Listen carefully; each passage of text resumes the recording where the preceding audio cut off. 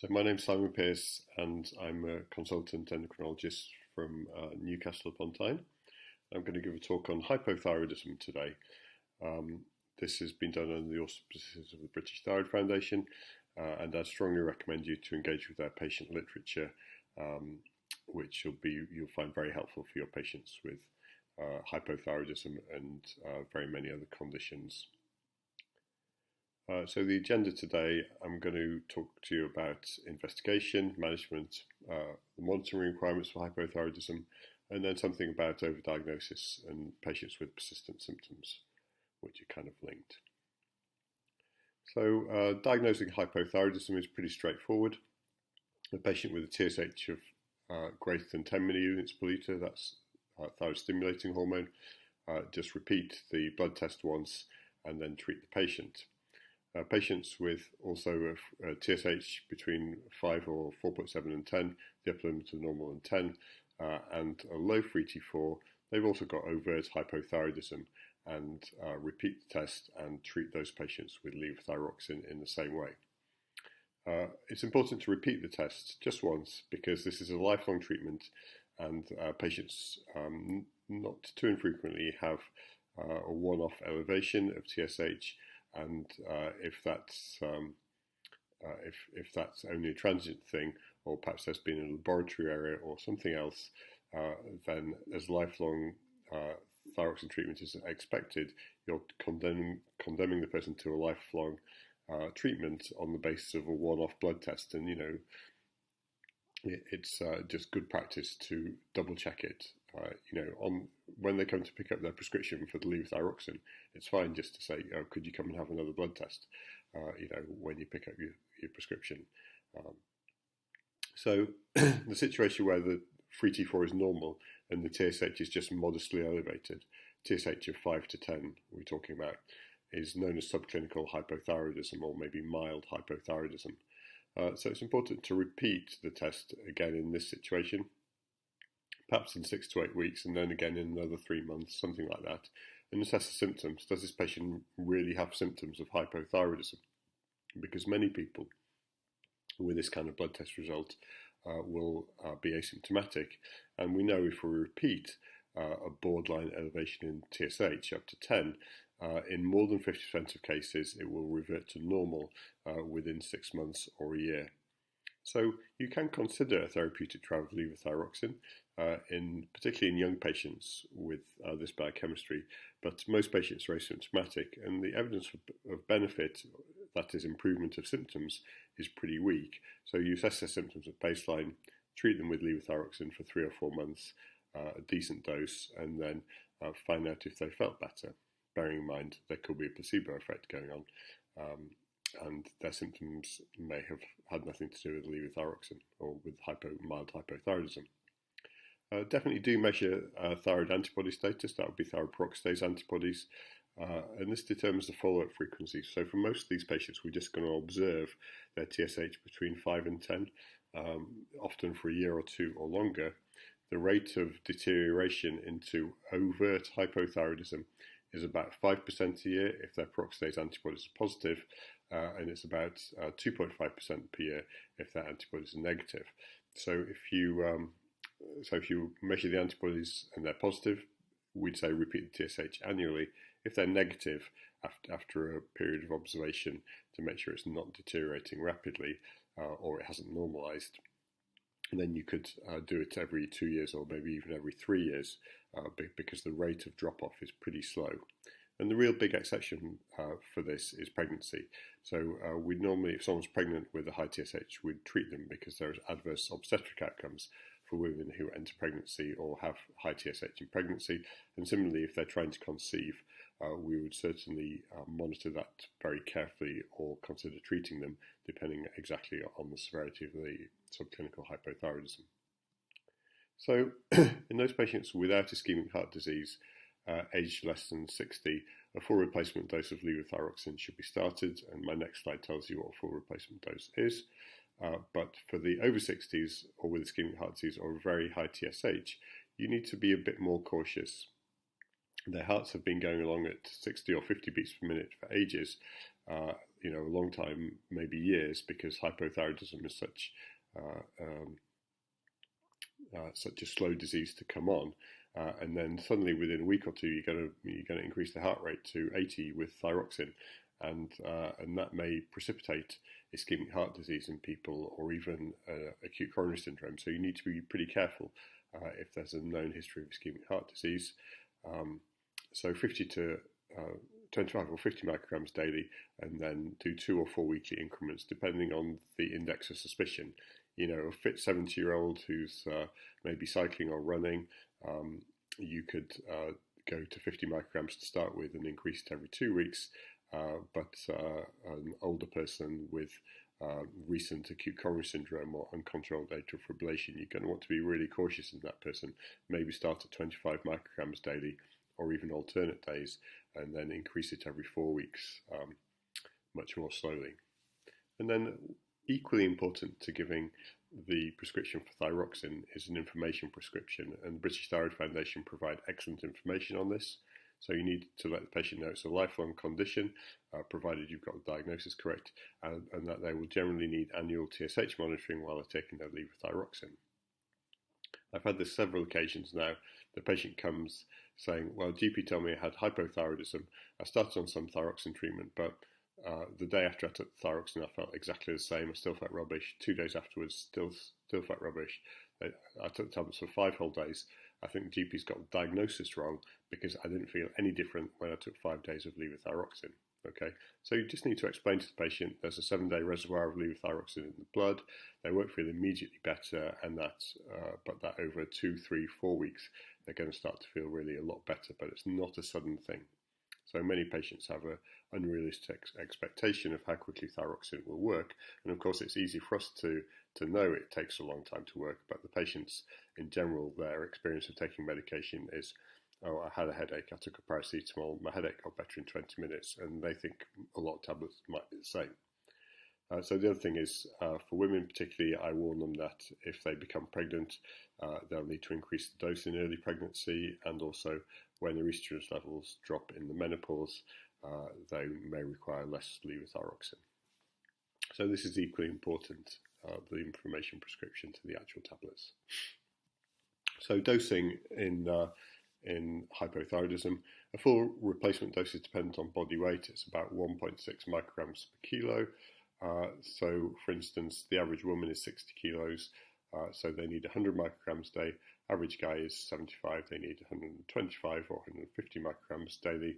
And of course, we now see regularly people 150 or 160 kilos, and they may need 250 micrograms or even more of levothyroxine a day to maintain euthyroidism. TSH takes 3 to 6 months to normalise. Of course, poor compliance is probably an issue with every single medication we ever prescribe. It's only when the patient's poorly compliant with their blood pressure medication we go, oh, their blood pressure's not controlled, we'll give them the second agent. So for levothyroxine, number one, we really know they're poorly compliant because their TSH doesn't budge. But number two, we've got really nowhere else to go other than levothyroxine. So we need to deal with that. So we just have a very sensitive indicator for compliance in this case, which we don't have for most other drugs. So part of poor compliance is, of course, what I just discussed about patients not knowing about the half-life of levothyroxine in the system. But a few drugs do prevent absorption of levothyroxine, and these can be really marked effects. So calcium, the calci-2 for older people, iron salts, anything that inhibits stomach acid secretion, so PPIs or antacids, also cholestyramine and colsevelam inhibit thyroxine reabsorption as well. So, so these treatments can have a really big effect on thyroxine absorption. As well, patients who can't make acid for other reasons than PPIs or antacids, so patients with atrophic gastritis, pernicious anemia, often have difficulties absorbing levothyroxine, and that's easily remedied with taking their thyroxine with a glass of fruit juice, or with a little ascorbic acid tablet, just something to give them a bit of acid to get the thyroxine mobilized. And of course, patients with celiac disease rather typically need quite high doses of levothyroxine. So monitoring, of course, you'll probably recall that there's a former QOF standard that GPs got paid by, which was a yearly TSH check. Interestingly, it wasn't having the TSH in the reference range, it was just having a record that your patients treated with thyroxine had a TSH check.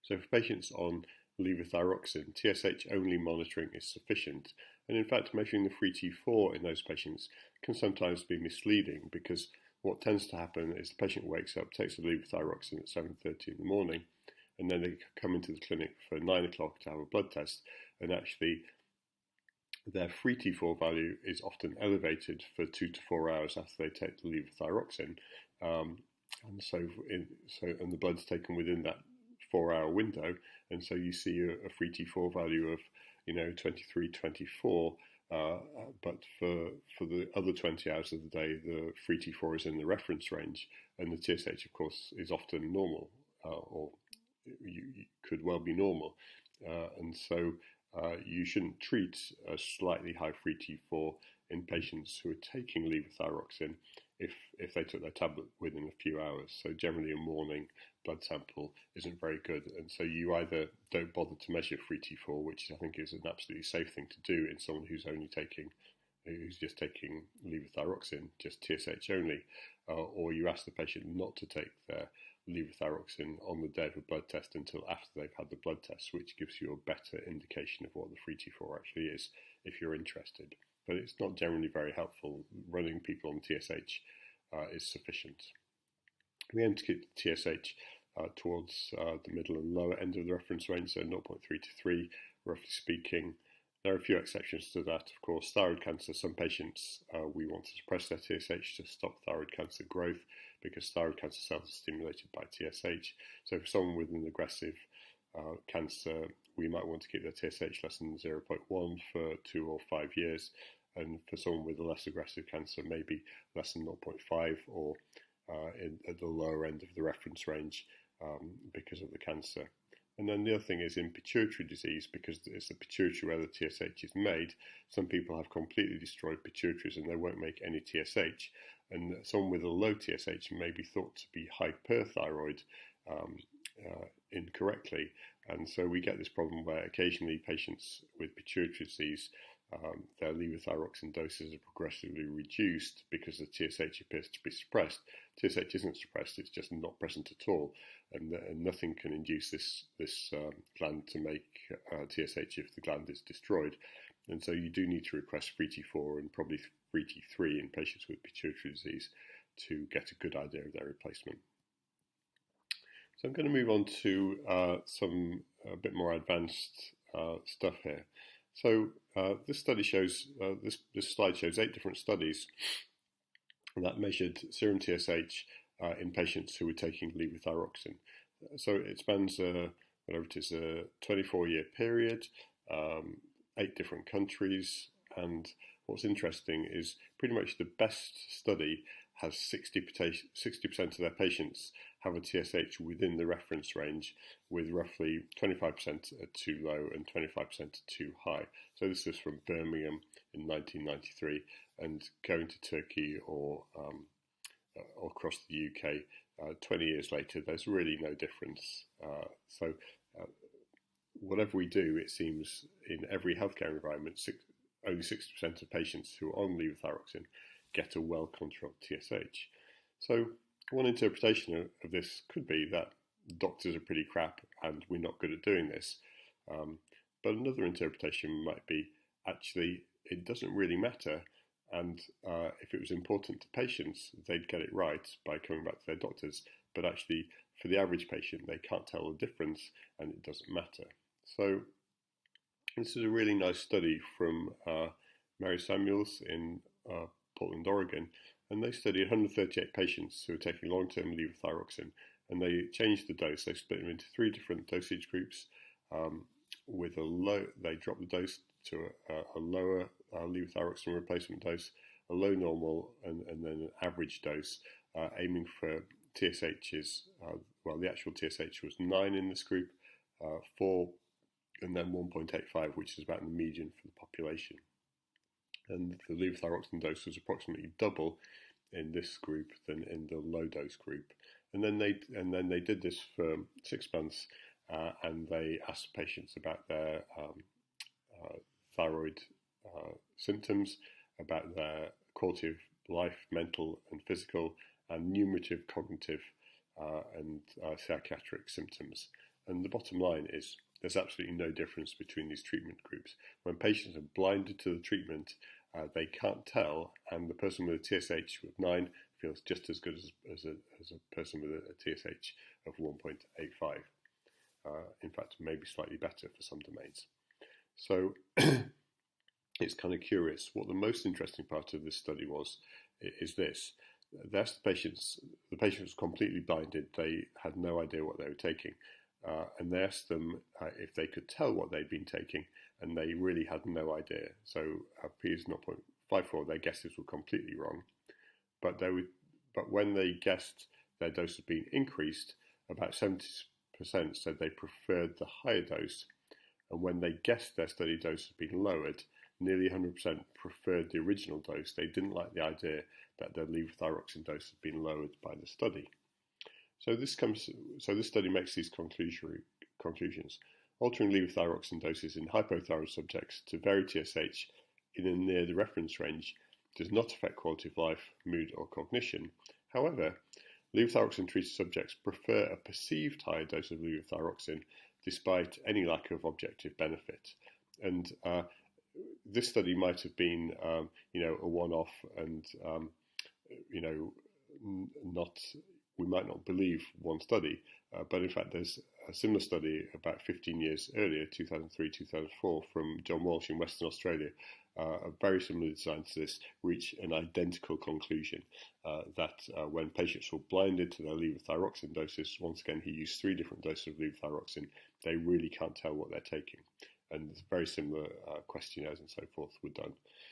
So it's rather interesting, and that probably explains why patients don't have particularly good TSH control, because maybe it doesn't matter. They can't tell the difference and they feel the same as long as their thyroid is roughly in range. So coming back to the clinical situation, who to refer to hospital. People who are pregnant will need to be monitored in an obstetric medicine clinic because there are adverse obstetric outcomes from patients with poorly controlled hypothyroidism in pregnancy. People with unstable or exacerbated cardiac disease, we should see. Patients whose symptoms don't improve on levothyroxine, we should see there may be something else going on. So often it's sleep apnea, but very occasionally it's adrenal insufficiency and some more important diagnoses. Also, if the TSH is persistently abnormal, most often that's a compliance problem and they just need that explained, but sometimes it's malabsorption or some drug interactions, and just very occasionally it's a bad assay in the lab. So it's worth us just looking at those people briefly.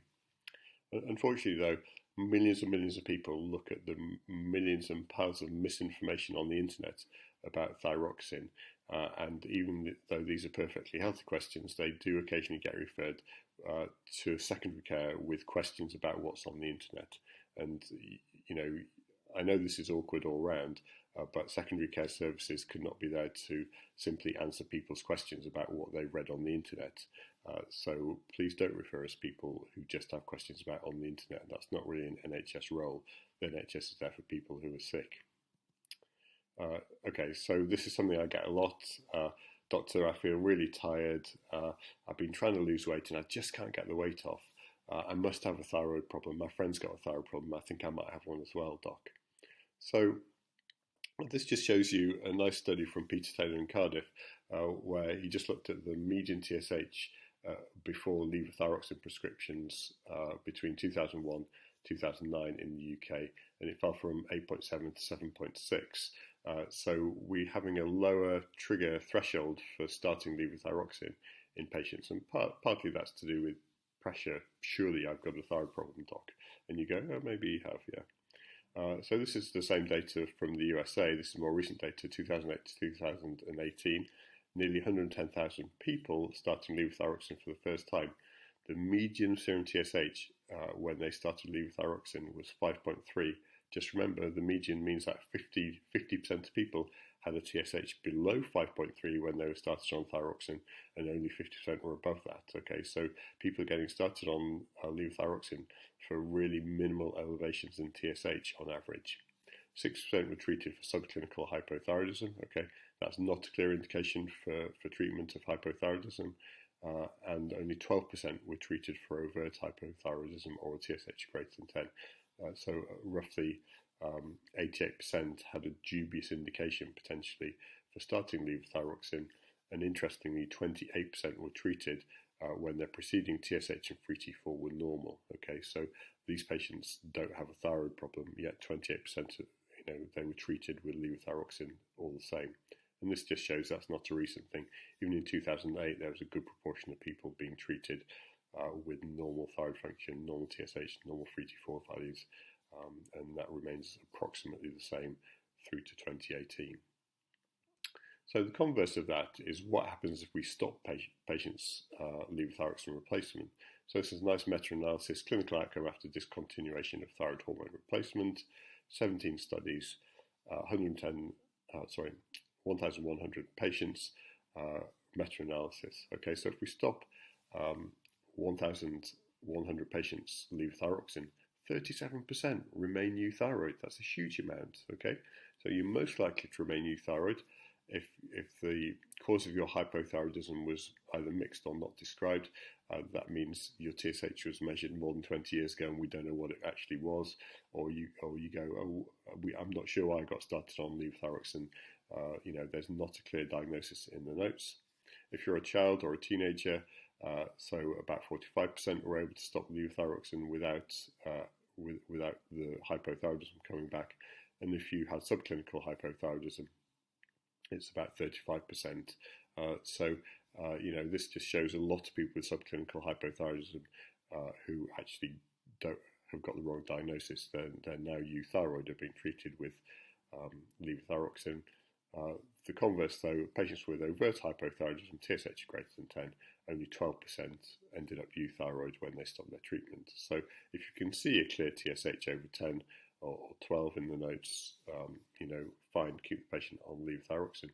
But if the patient says they don't feel good on their levothyroxine, okay, the first thing you've got to do is just stop the levothyroxine, because on average, particularly if you don't know why they got started on it in the first place, 50% of them won't need it, and they could be better straight away, because levothyroxine does make people feel anxious. It stops them sleeping, gives them a fast heart rate, makes them sweat, so it does have side effects. So part of this is about the symptoms of thyroid disease. Okay, so this is Colorado health fair study, so-called.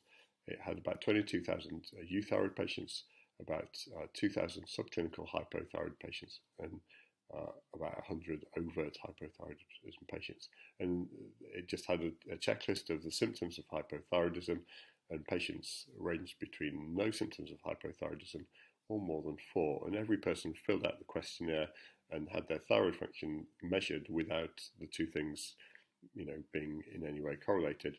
And these were people who weren't taking any treatment. Okay, so first of all, patients with hypothyroidism, about 25% of them have got 4 or more symptoms of hypothyroidism, whereas for euthyroid patients, euthyroid people, it's about 17-18% have 4 or more symptoms. Okay, so there's a definite gradient there, but there are quite a lot of euthyroid people here with 4 or more symptoms of hypothyroidism, which is quite alarming. And then, in some ways, the most striking thing about the study is this. For euthyroid patients, the number who had no symptoms of hypothyroidism was only 40%. Okay, that means 60% of euthyroid patients have got 1 or more symptom of hypothyroidism, and it turns out about 18% have got 4 or more, and 10% have got 3 or more, and 15% or 10% have got 2 or more. So there are quite a few completely euthyroid people who have a good number of hypothyroid symptoms in the population, and that's why this whole levothyroxine prescription creep has occurred, really, or is occurring. And we need to be conscious of this, that hypothyroidism symptoms are a lot commoner than hypothyroidism. Also, symptoms decrease with age. This just shows you a Danish study So these are the controls here, just like in the previous study, 560 patients. The number of controls, this is just the number of symptoms of hypothyroidism, is between 2 and 3 at all ages. So these are 0 to 29 going up to 70 years old here. So pretty much every age. Healthy people have got, on average, 2 symptoms of hypothyroidism, maybe up to 3 in the younger group.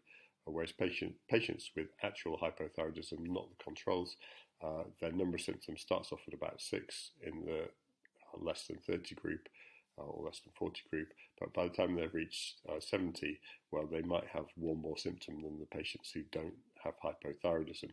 So it becomes very non-specific in these older age groups, the symptoms of hypothyroidism, whereas in the younger age group it's probably more discerning. So lastly, T3, and many of you will have been in the situation of having a patient ask you for a prescription for T3. Maybe they had it started off by a private practitioner somewhere, but it really doesn't work. This is 16 randomized control trials where they tried a combination of thyroxine and T3, liothyronine or triiodothyronine, versus thyroxine administration alone. So these are blinded, randomized trials. The patient didn't know what they were getting. Okay, so out of 16 studies, 14 in negative. There was no benefit of the combined T3, T4 versus T4 alone. Okay, one of the studies was positive. This was a Lithuanian study of 33 patients, and this study has been widely criticised because half the patients had thyroid cancer, and they were on a mean levothyroxine dose of 175 micrograms before they went on to the T3. So the T3 group of patients actually probably had less thyroid hormone activity going around than the T4 group, and that's why they felt a bit better. So this is quite a typical study of only 33 patients, and there's this Danish study of nearly 60 patients, which also showed a positive result. But out of 16 studies, only 2 are positive, and all the big studies, these 3 at the top here, Saravanan, Appelhoff, Walsh, these studies between them had 950 patients in. These are all resoundingly negative. The combined therapy doesn't work when you do large enough trials, and there are just 1 or 2 small studies showing a weak effect, and this is exactly what you'd expect to see if there was no effect. And these studies effectively show there's no effect of combined therapy versus T4 alone. So the problem is thyroid hormones do show a large placebo effect, and that's, if you like, manipulated by people, practitioners in the private sector mainly, or nutritionists and all this kind of stuff.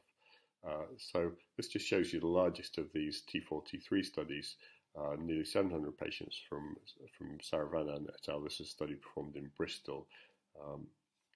So the general health questionnaire, thyroid symptom questionnaire, percentage of patients without neuromuscular symptoms, and just the question, do you feel better? So this is a thyroxine treated group at baseline, and then 3 months later, the levothyroxine treated patients' general health questionnaire improves to 11 from 13.5, and it stays pretty much improved to a year. Thyroid symptom questionnaire, 14 goes to 11 and then 12, so it's maintained.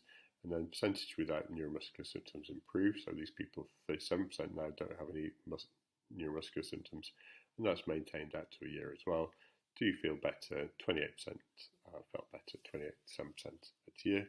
When we compare this to the patients, and so just to emphasize, these are patients who were on the dose of levothyroxine. They took 25 micrograms or 50 micrograms of levothyroxine out of their daily tablet. They gave them the same levothyroxine back over encapsulated, so they didn't know what it was, and that's enough to make them feel better. Okay, that's all placebo effect. And when they do the same with T3 combined treatment, you see the same, exactly the same changes. Thyroid symptom questions identical at 3 months and identical at 12 months. Percent without neuromuscular symptoms actually slightly better in the levothyroxine alone group at 3 months, and similar again at 12 months. Do you feel better? 26% versus 28%. There's no difference in these figures. So this is all a big placebo effect, really. And okay, people in real life do feel better when they're on T3, but it is a placebo effect. The placebo effect doesn't mean you feel real. It doesn't mean we should give people T3 though. So many patients with TSH in the 5 to 10 range have a transient abnormality of thyroid function, and if we repeat that test in 6 weeks, 8 weeks, 3 months, it'll go back to normal. Most patients with a TSH of 5 to 10 do not have symptoms caused by hypothyroidism, and there's very poor evidence, I would say very poor evidence that their symptoms will be improved by levothyroxine, despite the fact that that's the majority of patients who are started on levothyroxine have TSHs in the 5 to 10 range, so we shouldn't rush to treat these people. Most people without a thyroid problem have some hypothyroid symptoms. In fact, 60% of people who are euthyroid have at least one thyroid symptom. And so I'm looking at all the people in this room here, and I'm going, we're all medical professionals, we're all absolutely knackered most of the time because we're working like slaves. Okay, we've got at least one symptom of hypothyroidism, and that's the same for most people out there in the population. The TSH threshold for intervention is dropping both in the UK and in the USA, and this may not be appropriate. We don't want to treat a lot of patients with a treatment that's not going to make them feel better, even though it is a relatively innocuous thing to start someone on levothyroxine. It's still not doing them a favour. They're on lifelong medication. It's costing the NHS money, and it's an inconvenience getting monitored, and they may feel better off the treatment. Interestingly, in blinded studies, small changes in levothyroxine dose don't make much difference to how people feel. They can't really tell the difference between the doses, and it doesn't make them feel better if you have a higher or a lower dose of levothyroxine. Patients, though, prefer being on what they perceive as a higher dose of levothyroxine and will dig their heels in like mad to stop you reducing their levothyroxine dose, even though when you blind it, they really can't tell the difference. And then T3, why would you really prescribe something that 16 randomized controlled trials have proven not to work? If you were an oncologist or a cardiologist and you wanted to start a drug and 16 trials had shown it didn't have any effect, you'd feel a bit like a fraud. I don't really understand why it's any different for endocrinology. Okay, people think it's a hormone, it's a safe thing to do, but it doesn't have any effect. You know, if we're treating patients for cancer, this would in no way be acceptable. It just so happens we're treating patients for hypothyroidism, but giving them a treatment that is proven not to work, I don't believe is a good thing to be doing. Okay, so that's the end of my talk, and I'm really happy to take any questions. Once again, I'd refer you to the excellent patient information from British Thyroid Foundation, who can really support your patients with hypothyroidism and give them the best information. Thank you.